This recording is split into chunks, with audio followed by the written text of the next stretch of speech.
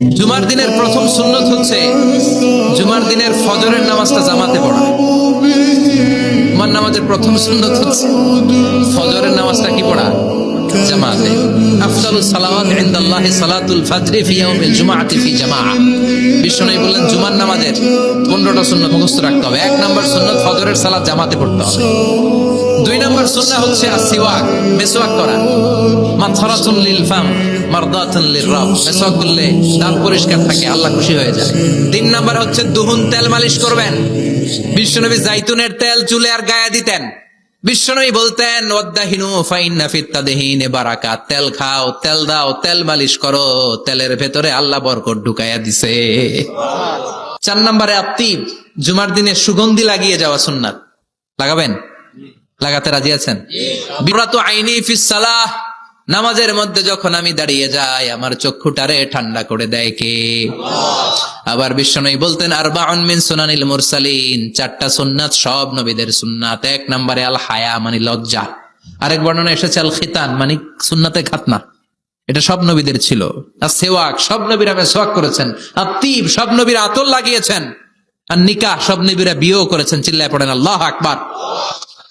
লিবাস আহসানা সিয়াব, সুন্দর জামা পড়া। নট নেসেসারি যে নতুন জামা হতে হবে। পুরাতন জামাও ধুয়ে আয়রন করে পড়লে একটা সৌন্দর্য আছে না নাই? এরপরে ইকসারুস সালাহ আলান নবী, বিশ্বনবীর উপর বেশি বেশি দুরূদ পড়া।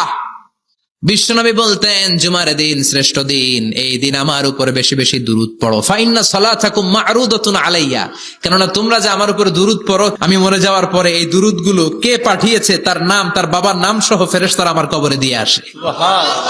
এরপরে বিশ্বনবী বলতেন জুমার দিনে সূরাতুল কাহাফ পড়বা। কাহাফ পড়া সুন্নাহ। সূরাতুল কাহাফ পড়তে রাজি আছেন? রাজি আছেন তো? 18 নম্বর সূরা, কোরআনের একেবারে মাঝখানের সূরা। এরপর আত-তাবকির ইলাল মসজিদ, মসজিদে আগে আগে যাওয়া সুন্নত। আগে যিনি যাবে উনি কি পাবে?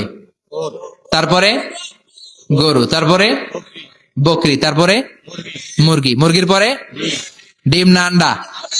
আন্ডা। আল মাশিউ আলাল ইকদাম। বিশ্বনবী বললেন হেঁটে হেঁটে জুমার নামাজে যাওয়া সুন্নাহ।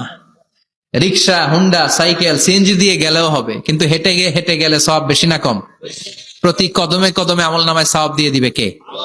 এরপরে বিশ্বনবী বললেন আদামু তাখাত্তি রিকাবান নাস, মানুষের ঘাড় ডিঙ্গিয়ে সামনে না যাওয়া সুন্নাহ। এরপরে বিশ্বনবী বললেন দুখুলুল মসজিদ রাকাতাইন, জুমার নামাজের দিন মসজিদে ঢোকার পরে 2 রাকাত পড়া সুন্নত। কয় রাকাত? রাজি আছেন?